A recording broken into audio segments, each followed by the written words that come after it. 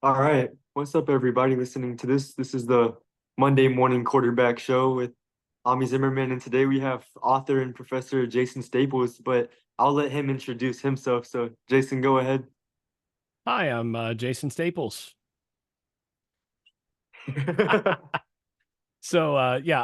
I'm a assistant teaching professor at NC State University, and then I believe you brought me on because I've written a couple books that may be of interest to some of the folks out there. Most notably, the one you just held up, which is Paul and the Resurrection of Israel. So, yeah, happy to join you. Glad to get this opportunity. Yeah, yeah, thank you. I was just telling Jason, if you were at church yesterday or listened in, I taught on Romans 10, and the amount of influence that Jason's book had on that teaching was incredible. And he has a gift with understanding Paul, and so we're kind of gonna pick his brain a little bit in this episode. And just thanks for being here, Jason. I'm excited. Likewise. All right, so I guess some questions we could start with. Yeah, one question I had written down. So how has your immersion of understanding Paul within his own historical context shaped your personal reading on the book of Romans specifically, but also on the New Testament as a whole? So you say my immersion uh, of understanding Paul within his own context. Well, I think the biggest thing is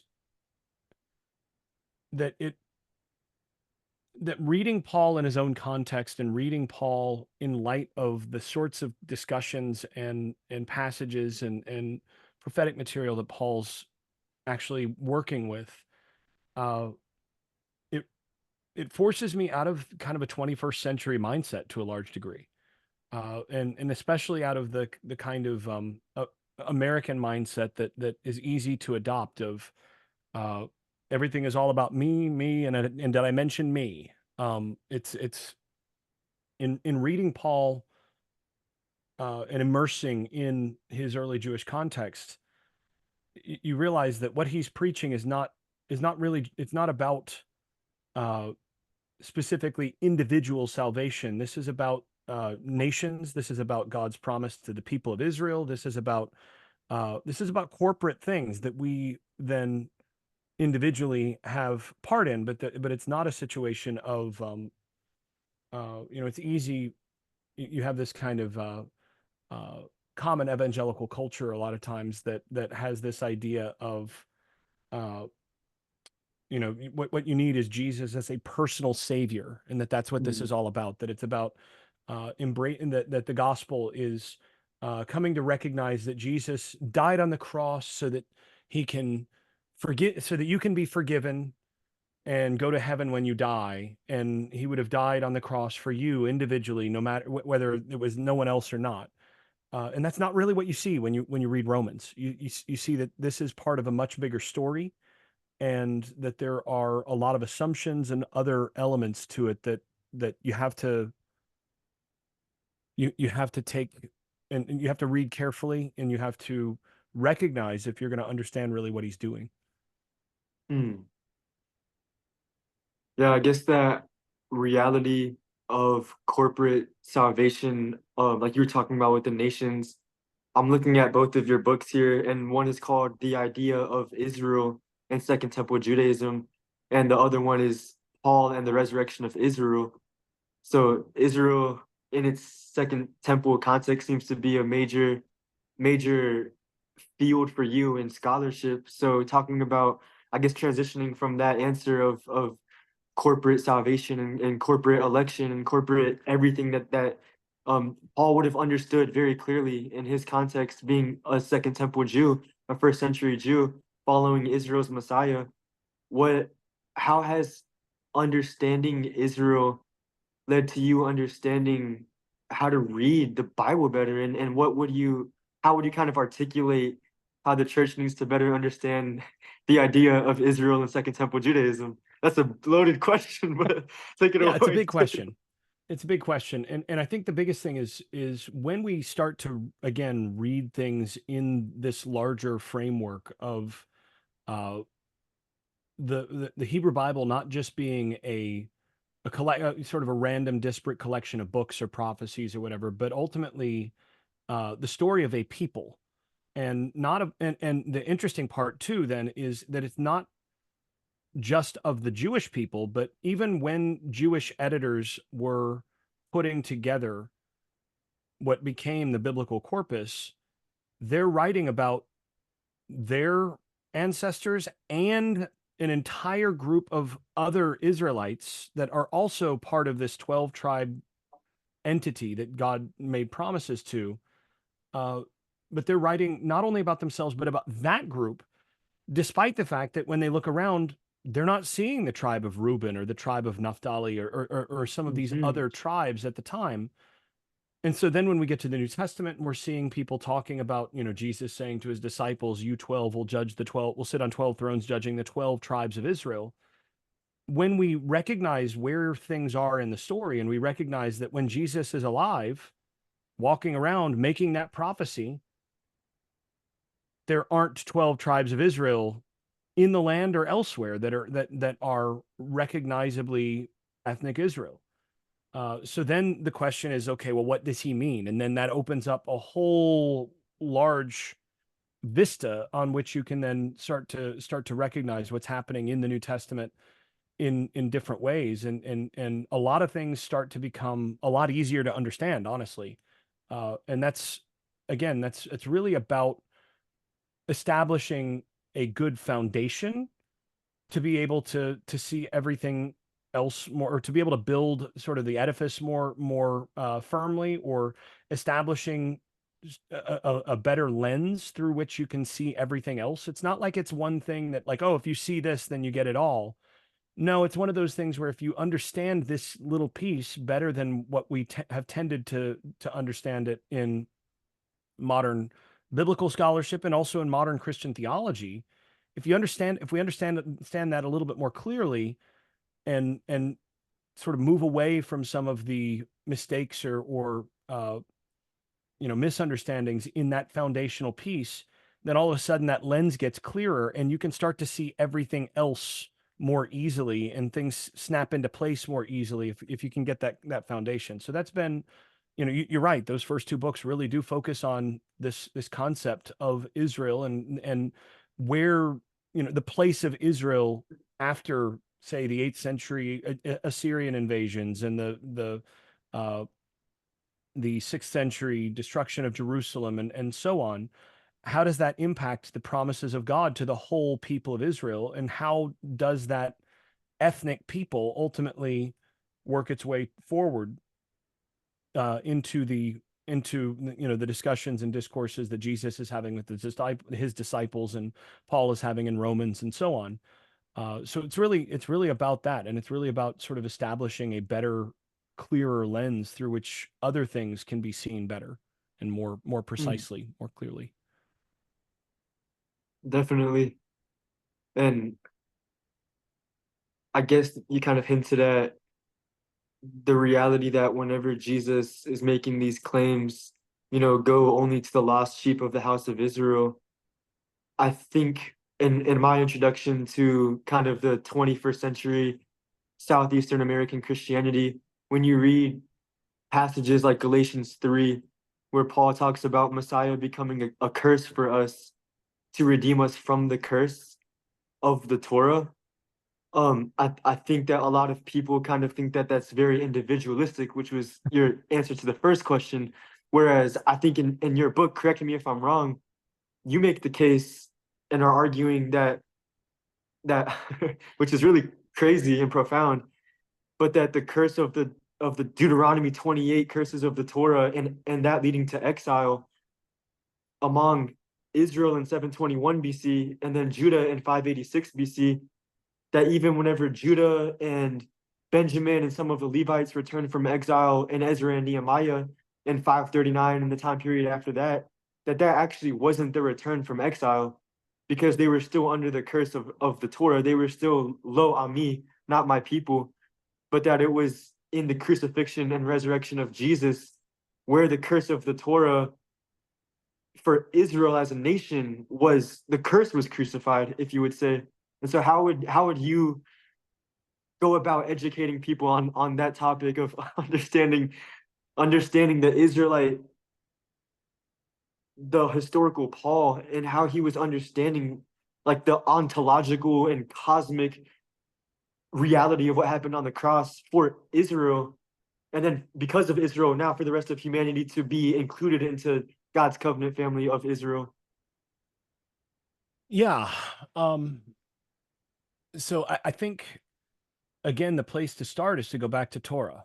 And when you went to Deuteronomy 28, you can go to Leviticus 26. Mhm. Mhm. There's a variety of different places that you go back to. And the thing you got to remember is that the curse of the Torah applies to the people to whom the Torah was given.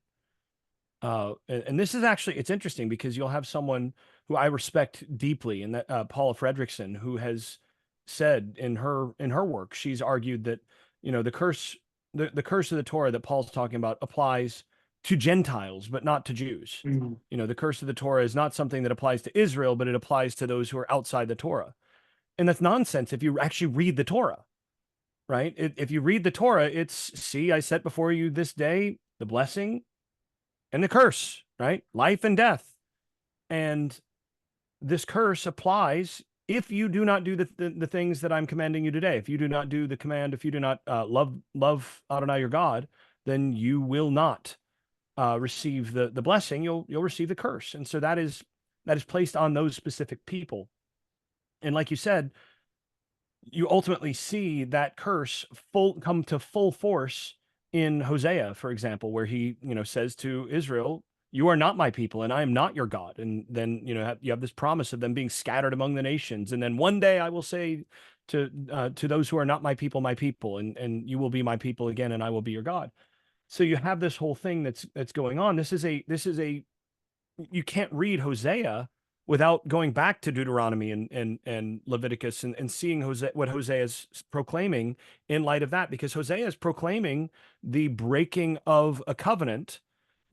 Israel was married to the God of Israel, and then they broke the covenant through infidelity, and now they are being divorced, which is the word that Jeremiah uses when he summarizes Hosea's message in Jeremiah chapter 3.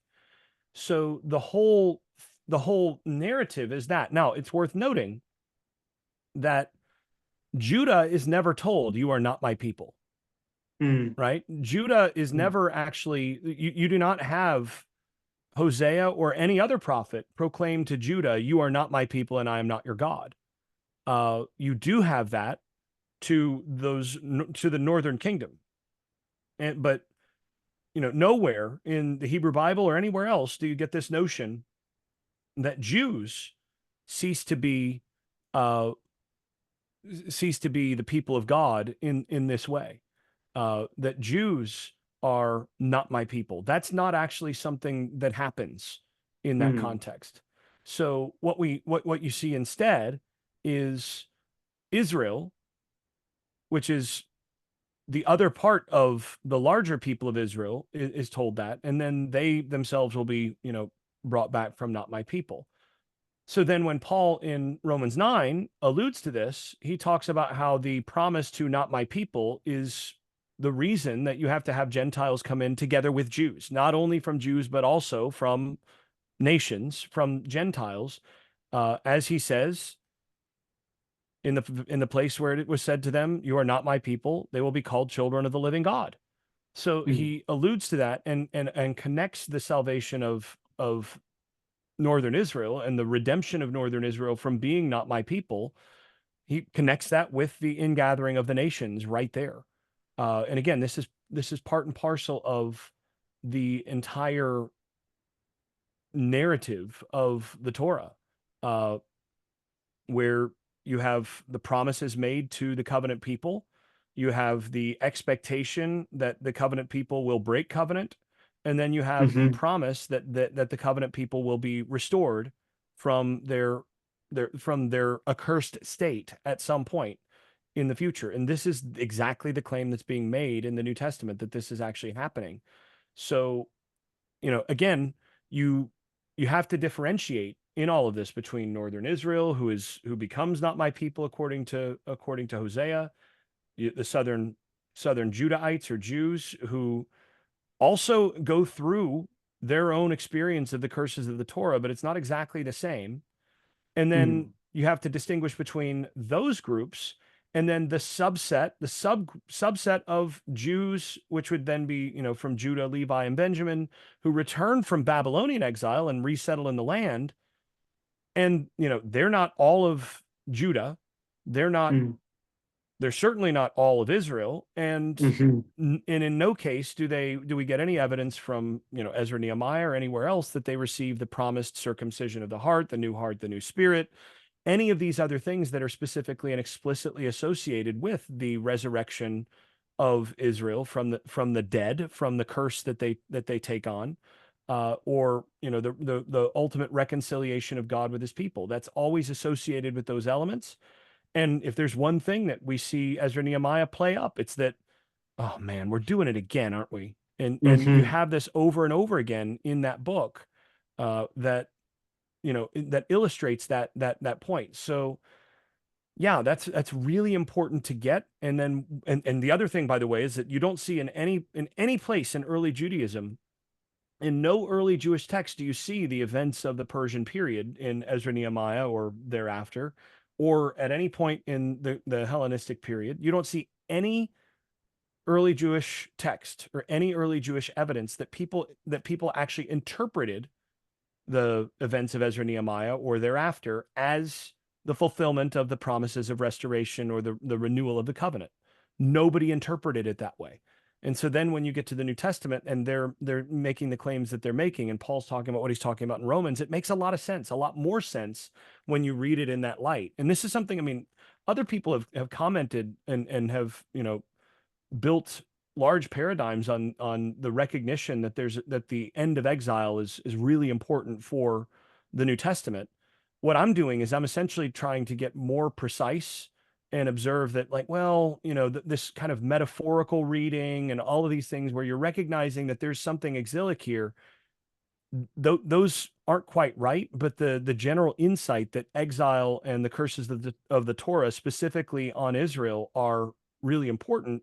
That insight's right, and I want to kind of get to the more specific materials to explain how it's working, rather than just stopping short at that recognition of uh, that intuition that there's something going on there. mm. That was a lot. That was great. And I think this could go a number of directions, but I guess I'm kind of thinking of Daniel 9 on the mind right now, where Daniel's sitting there in the Judean Babylonian exile and literally quotes pretty much from Deuteronomy and Leviticus, like these curses have come upon us. And in his prayer, it's a corporate confession. These have come from us. We have sinned against you, O Yahweh. And then I guess he kind of discerns through the prophet Jeremiah, it should be 70 years until we return from exile. And then you get this message in Daniel 9:24 through 27 that actually it's going to be 70 times seven before. And then he goes on to say a number of things. Sin will be taken care of, and the cutting off of an anointed one. So whenever you allude to these Second Temple Jews, and other literature that was during this time period of the Second Temple period, do you think that they could discern that exile hadn't been over because of Daniel chapter 9 and the promise that they were still under the curses of the Torah until the cutting off of an anointed one, as promised in Daniel? Or where do you fit those two together? Well, it's certainly a factor in all of that. Now, I think you could argue about chicken and egg there, whether they, is it because they're looking at Daniel 9 that they recognize that the exile hasn't ended, or is Daniel 9 written because, they're recognizing that the exile had not ended? And I think it's recursive. I think, Daniel 9 I mean, it's explicitly the result of someone looking at this saying, I'm looking at Jeremiah, you're supposed to end at 70-year mark. What's going on? Oh, let me explain. And the explanation, as you said, is to look back to Leviticus 26 and say, well, it does say that if we don't heed, if we don't repent, if we do not return after this chastisement, after this punishment, then God will multiply our punishment sevenfold, So the 70 Mm. years is now 70 times 7. Well, that's not great. But the thing is, it's true that by the time you get to the first century, everybody essentially who is sort of in this default uh, eschatological or uh, you know exile type recognition of what's going on in terms of the promises to Israel and expectation of something better in the future. Some others have pointed out that basically everybody in that period is reading the prophets, reading the Torah. Everybody's reading through the lens of Daniel. Daniel becomes kind of Mm. preeminent in that respect, and so everybody looks at Daniel 9. Everybody is looking at Daniel 7, and so on, and reading back from those into the remainder of those things. And specifically, the way that they're doing this math from basically first century BCE into the first century CE, they're they're looking at this and going 70 times 7, huh? Okay, well, if you do the math this way, then that would be back then. Okay, so that's not going to work, but it could be. And they just keep re-timetabling, and it's right about now. Like this should be happening sometime nowish, right? And that helps make sense by the way of the first thing that Jesus says in his ministry, right? You get to the beginning of the Gospel of Mark, and how does Jesus begin his ministry? He opens up with, "The time is fulfilled," right? "The kingdom of God is at hand. Repent and believe the good news." Well, what time is Mm. fulfilled? The 70 times 7 is fulfilled. That's what he's saying. Uh, Josephus says that the rebels who ultimately revolted against Rome and led to the destruction of the Second Temple, that those rebels had been reading a specific biblical oracle that they interpreted as meaning that uh, it was time for Israel to cast off the yoke of the nations right then. It's hard to imagine what that could be if it's not Daniel 9, right? He doesn't Mm. explicitly name it, but this is something that at that time period, a lot of people are looking at and saying, okay, we this thing that Daniel's expecting is going to right around now is when we would expect that to change. And so Jesus comes along and says, this is happening through me. And then, of course, when he then is crucified and you don't see, the tribe of Reuben just showing up from sort of the outer rim somewhere, uh, you've got to explain at some point. Well, I mean, was Jesus wrong? Or, what's going on with this expected restoration of Israel? And this is where, again, Paul is coming in very soon after all of this and saying, no, actually, Israel's being restored, but in a way that is sort of unexpected and different, unanticipated. Mm. That made me think of Numbers 13 and 14, where the spies are going into Canaan, and you allude to this in your book of Yahweh's vindication through the cross, and then reclaiming all the nations by the vindication of the Son of Man, the Daniel 7 Son of Man, who would inherit the nations in Psalm 2. But it made me think of when he says, "As I live, the whole earth should be filled with the knowledge of the glory of the Lord." And it's because it's not just Canaan, it's not just first century Palestine, Judean Palestine anymore. It's that what happened on the cross was Yahweh's battle over the forces of death that held the nations in captivity from Genesis 10 and before that. And I kind of want to hear what you have to think about that. Is that making any sense? He's reclaiming the whole world. He's reclaiming victory and lordship over all of the nations. And you kind of made this point in your book where because Israel was spread out through all the nations, and you see that in Acts 2, every nation under heaven, it's he sent his people there in this plan of for the fullness of time to reclaim all the nations as a part of his plan to restore his people and thus all of humanity through Israel and through Jesus, Israel's representative. Yeah, I think that's right. So I think there's we could get into the sort of cosmic backdrop of this, but I think Paul understands what's happened as essentially Israel having been sown among the nations as, so many seeds. And then now the harvest is starting to come up. And the nations themselves are now the possession of the Messiah, the King of Israel and the God of Israel, and that this is all the result of this cosmic or spiritual battle that's been happening for generations. They're seeing this as all interrelated. That the Hmm. God of Israel is vanquishing the other gods essentially. So yeah, I see that as critical to this entire framework. And I think it also helps explain a lot of what's happening with the potter clay material, some of those things. The entire case that's being made is that God didn't just choose Israel in Exodus just to, you know, be a people that he would give stuff to for their own sake.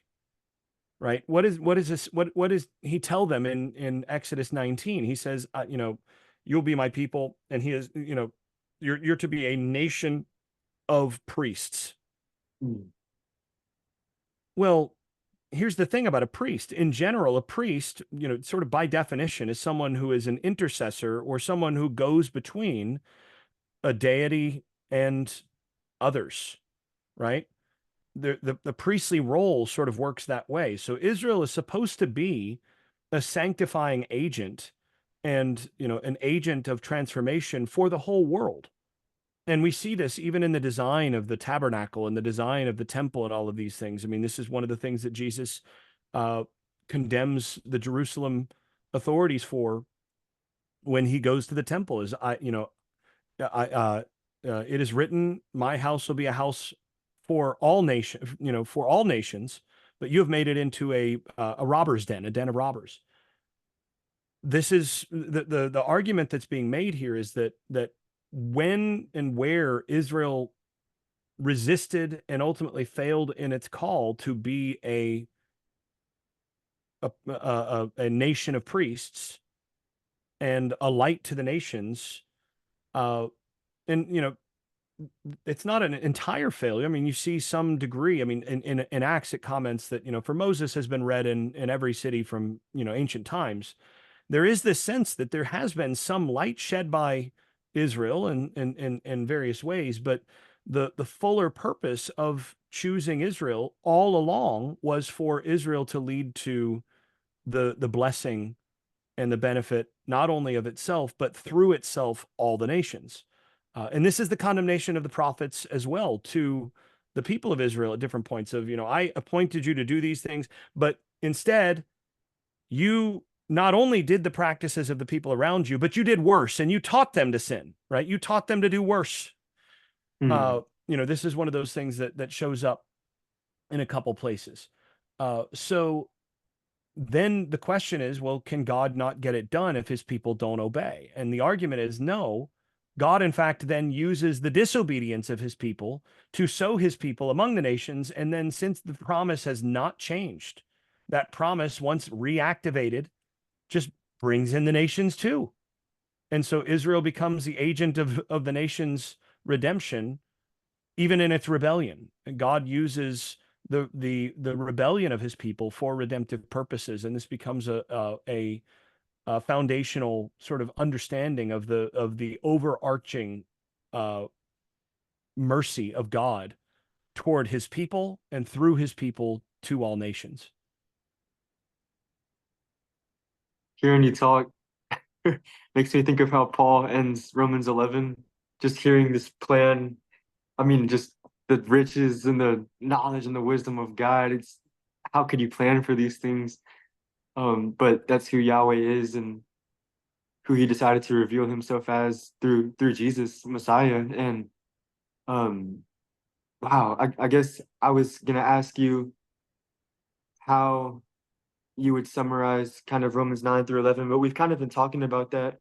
And so I kind of want to give you maybe a chance to quickly describe what your book is about and how Romans 9 through 11 and the rest of Romans, and I guess maybe a verse that would be crucial is Romans 10:4, where what does Paul mean when he says Messiah is the telos, the completion or the goal of the entire Torah, the entire Tanakh, the entire story, and everything that entails. And so I'll let you take it away again.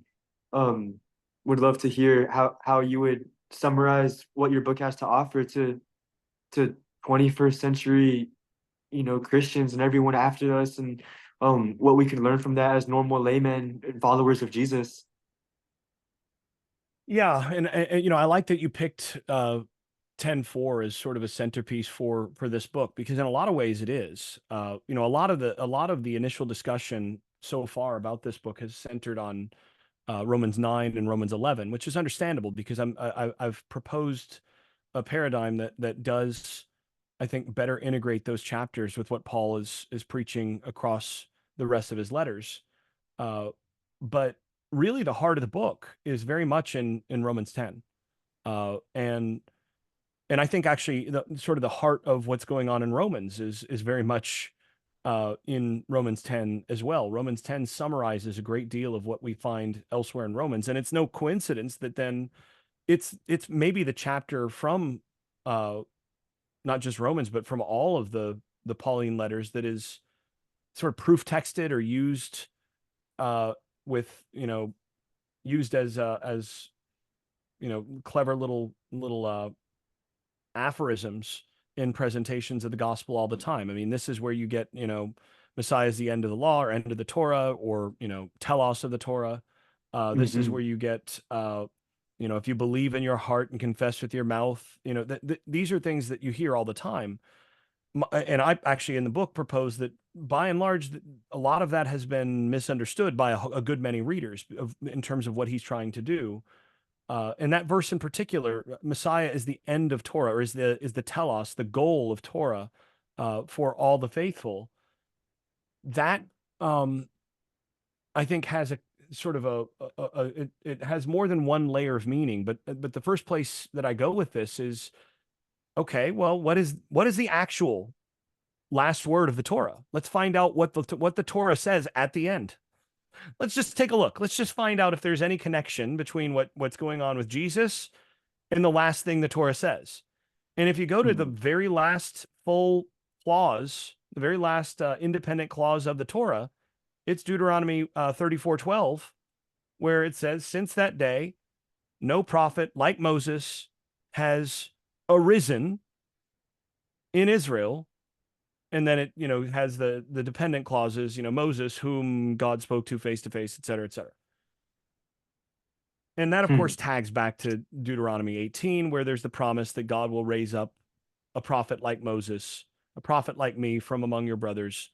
And whoever does not listen to that prophet will, God will hold him responsible for that, etc. So that's the last word of the Torah is it, sort of recalling Moses and saying, yeah, well, no prophet like Moses has arisen since then. And of course, what does Paul say at the very beginning of Romans that differentiates Jesus? Is Jesus was declared the Son of God by arising. And it's the same word from the dead. And so what we find is that Paul here in Romans 10:4 is saying the resurrection of Jesus is the very last thing the Torah leaves us with. Why? Because the Torah repeatedly recognizes the inadequacy of the written material to actually transform the people. So when Moses is giving Deuteronomy to the people, he laments, "For I know that to this day, Adonai your God has not given you a heart to know, eyes to see, ears to hear, etc." That's a big problem. So, when he then gets to chapter 30, the promise is after all these curses have befallen you, after you've done these things. So that's it's Moses is presuming that this is going to happen. And actually in a little bit later, Deuteronomy 32, he Hmm. says, yeah, I know you're going to do this. The end of chapter 30, he says this. I know you're going to go and do all the things that, because you were rebellious in my presence, how much more so once I'm gone. So you get this in Deuteronomy. But in Deuteronomy 30, the promise is, but one day after all these things have befallen you, God will circumcise your hearts, or in the Greek it says purify your hearts. it says, I will circumcise your hearts and the hearts of your seed so that you will love me and live. So the Torah promises that this is going to happen. But the Torah is explicit here that the Torah itself is not actually the agent of Mm. that circumcision of the heart, or that purification, that transformation to become someone who actually does what the Torah is commanding, and that is specifically to love Adonai and live. Uh, love of Adonai results in life. That's what we have in, going back to the Shema, Yeah. you will love Adonai your God, right? So this is the whole Torah in some sense, right? So it says, I know you haven't gotten this heart to know. One day God will give you this heart to know. And this here is the record that promises that that's going to happen. But there's nothing in here that can actually activate that promise or make that happen. This is just going to be something God does. Oh, and by the way, since the day Moses died, no prophet like Moses has arisen in Israel. And the promise these promises are connected. Paul understands these things as connected. And so he takes those two things together and he says, well, look, the prophet like Moses has arisen. And how do we know he's the prophet like Moses? Well, he arose, right? He rose. Okay, so we know that he is the one that the end of the Torah is talking about. All right. Also, though, that means that he is the one who descended and then ascended. And his ascension is to bring the Torah down, as he talks about. Do not say in your heart, who will ascend into heaven? That is to bring Messiah down. He says, no, Messiah already came down, already descended, and Messiah already ascended. And what is the result of that? Well, when Moses descended into the sea to bring the people across, and then ascended to the mountain, the result was the Torah.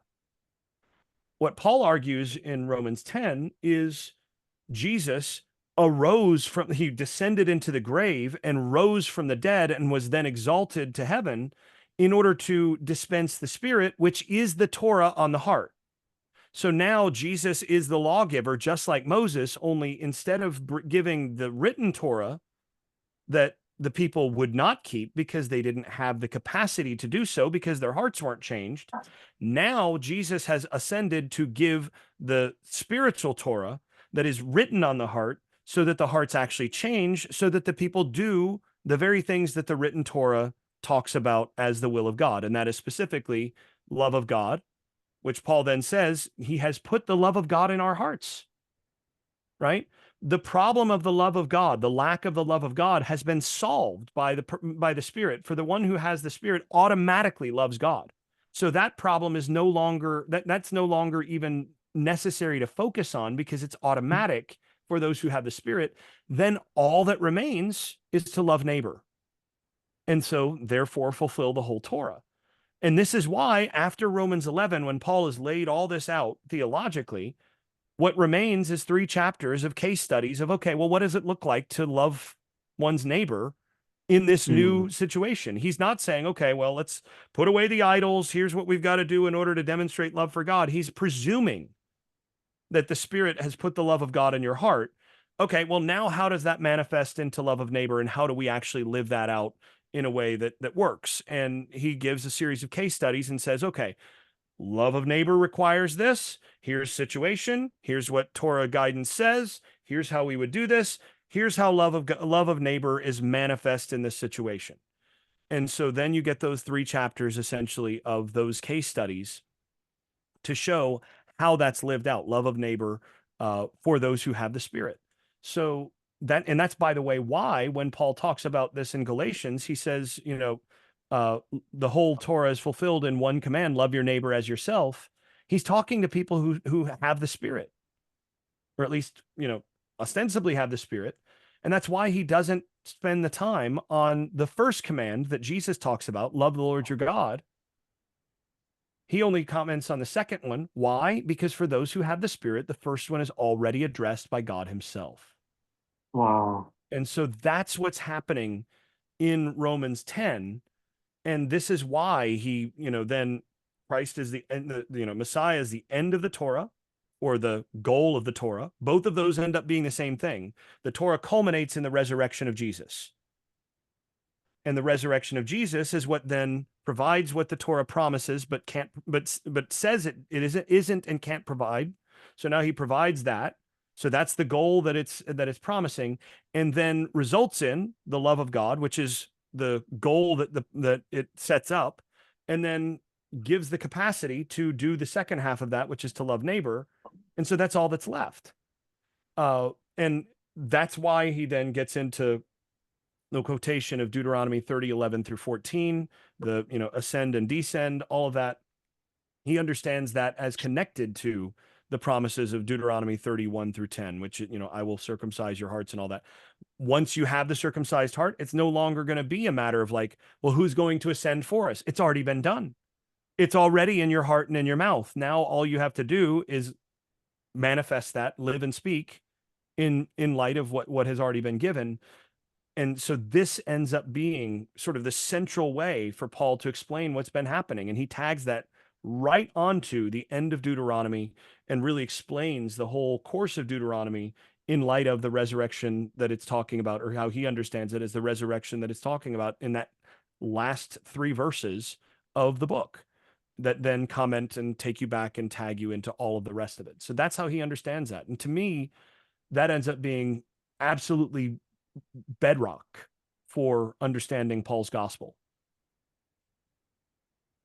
And I think when we can understand that as the foundation to Paul's gospel, not only does it make the rest of his writings more clear, but even just the same book, like 2 chapters before, when he says, there's now no condemnation in Messiah Jesus, for the Torah of the Spirit of life has redeemed you, has set you free from the Torah of sin and death.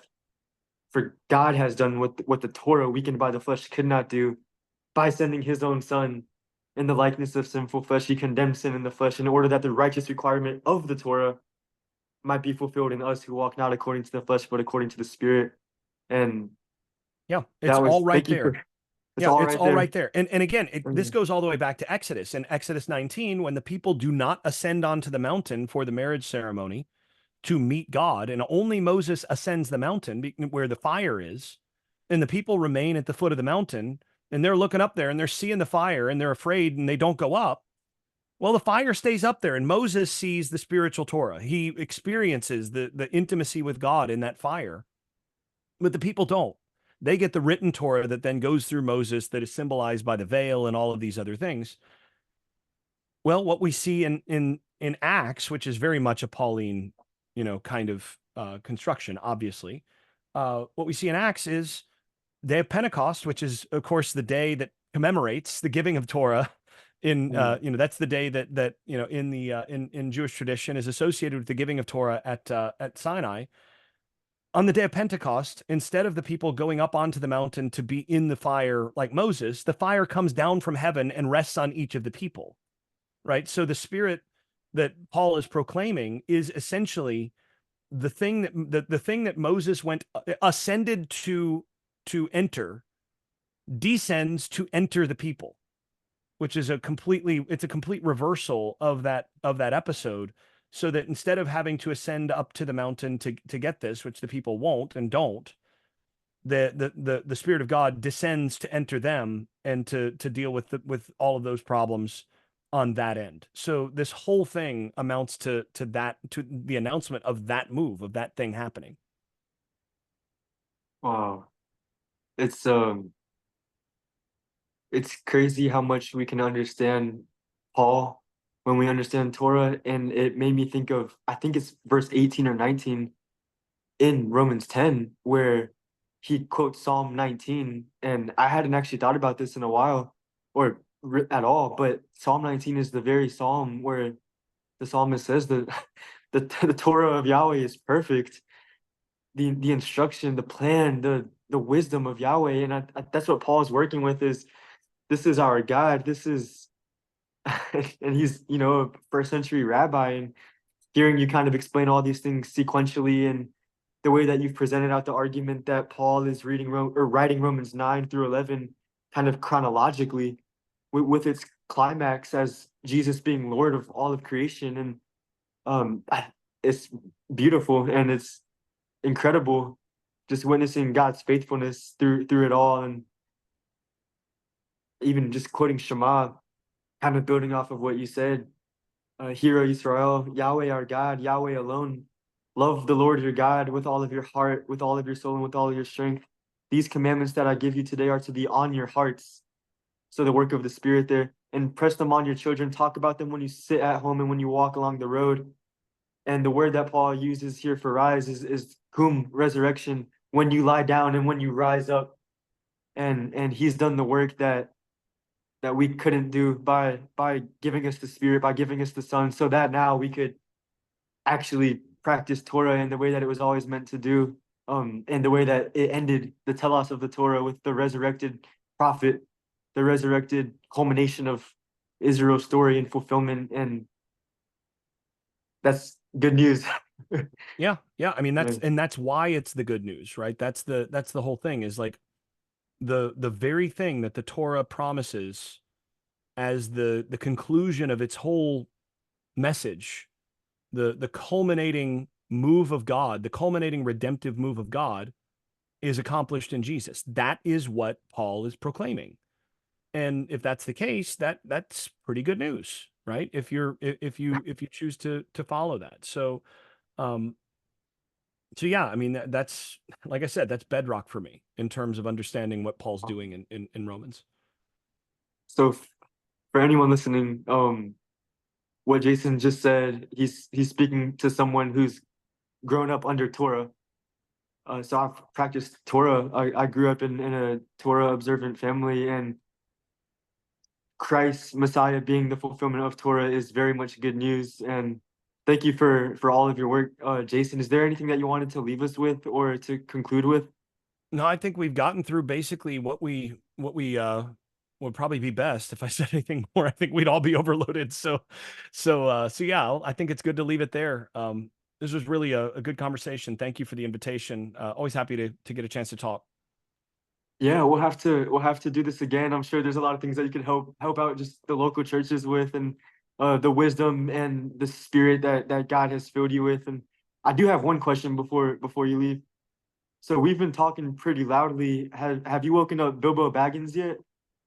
No, no, no. He no longer lives here. He went off into Oh, the west along with Frodo a long time ago.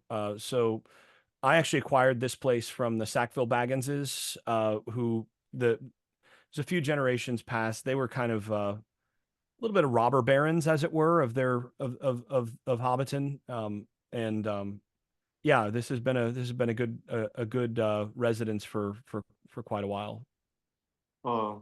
Well, if a tall wizard ever comes on your doorstep, I'll be share the. cautious, but I don't think I don't. Again, last I knew he had gone into the west with Frodo and Bilbo, so I don't really expect to see him. Um, but every so often, there like I find a different find something new in one of the rooms that I'm a little surprised by. But it's been good to be here. Wow. Well, thanks, Jason. Thank you so much. I'm gonna end the recording, and then I'll say my personal goodbyes. But Yep, thank you. Thank you.